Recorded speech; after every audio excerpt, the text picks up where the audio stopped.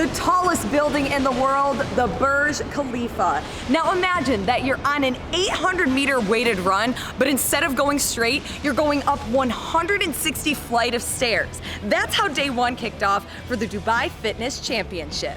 Hopefully these athletes are not afraid of heights, because if you tap out for anything other than medical reasons, your weekend is done. That was a fun way to start, really fun way to start. This is perfect. This was what I was fighting for all the way. Look at the view, look at the view. Oh, this was nice, perfect event. 3, 2, 1. And they're off. One at a time, athletes would start the trek more than half a mile to the top in a staggered start every 2 minutes. No headphones, no coaches, no family. Just the athletes and their thoughts in a stairwell for more than 30 minutes. The men were up first, and most athletes said they used their arms to help pull their bodies forward and keep the momentum going. Although the stairwells were narrow, some were able to sneak past each other as they made a push to cross the finish line. Access was limited, but from what we did see, these athletes were completely drenched with sweat once they made it to the top, with some collapsing almost instantly to the floor.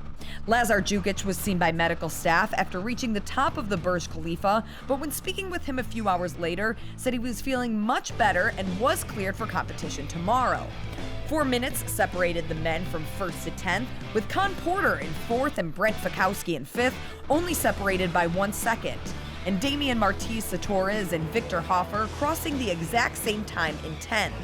For 2 flights, I crawled up, literally bear crawled up, and I was like contemplating. I was like, "This is a tough dig. This is a hard one." Like, Yeah, it was such a weird workout to know how to do, because you kind of, like, I kept thinking I could hear someone, and I was like, "Gosh, I hope that's not someone coming up behind me." And then I was like, could kind of hear, and then I don't know. I wouldn't look at every stair. Like, I'd look down and go. And I went real hot for the first kind of 10 to 20. And I could feel myself panic breathing. And I was like, oh no, because I've got a tendency to get a little bit claustrophobic. I was like, no, you are not pulling out first event because you've got claustrophobia or some crazy stuff like that. And then, yeah, just kind of got my breathing back under control. And then on one of the kind of walkthroughs, I figured I could loosen up my vest a little bit and then feel a bit better. So I did that and kind of, yeah, trotted on through, and that seemed to help a lot. Yeah, I think mentally it was More than the cardio thing, right? at least for me, because I started to be super annoyed that, again, I started too fast, and then it was hard to focus and keep the rhythm because the stairs were kind of switching all the time. Yes. So you had a little bit shorter stairs, and then or floors, and then longer floors.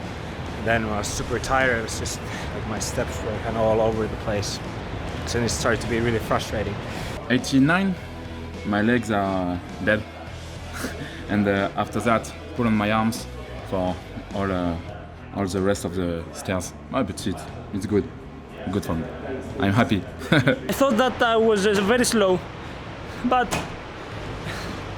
all seems that I'm the first guy here.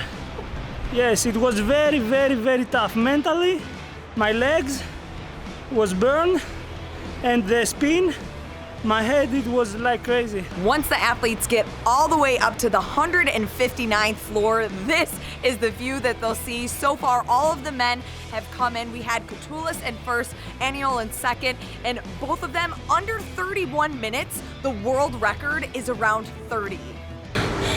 First woman up. It's an honor. Really. Such a cool experience. The men might have set the pace, but the top 10 women had very similar time domains. Right until the last 3 athletes, Amy Kringle was in the lead after passing Freya Moosbrugger. When chatting with both ladies, they said it was a very friendly switch on the stairs as both dug their heels in and continued the climb. From first flight of steps, I was like, calm down, and I just couldn't calm down. So I just had to try getting a rhythm of, I just held the railing things and did like 2 steps, and then I couldn't maintain that, so I did like single steps and just hoped for the best. I was like, don't stop, don't stop, don't stop. But no, it was actually fine. Like, if you're using the railing, it took a little bit of load off your legs. It actually was like, because my legs weren't too blown up. Floor 120 to 140 was very dark.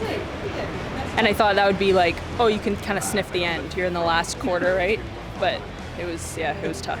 I think it was just like try keep moving. Like I've done the Stairmaster before, not a lot, but I did. Did that help for this? I think it did. Like I did it when I hurt my shoulder, so obviously I couldn't have hands, and that was brutal. So I was like, right, make the most of your arms, and that might help a bit. What an incredible finish to day one of the competition. And first for the men, it was Alex Catoulis at 30 minutes and 37 seconds. And for the women, Jamie Simmons at 32 minutes and 10 seconds. The athletes were able to end competition a bit early, unlike the next 2 days, but they're gonna need to eat, hydrate, and then prepare for a long day of competition starting tomorrow.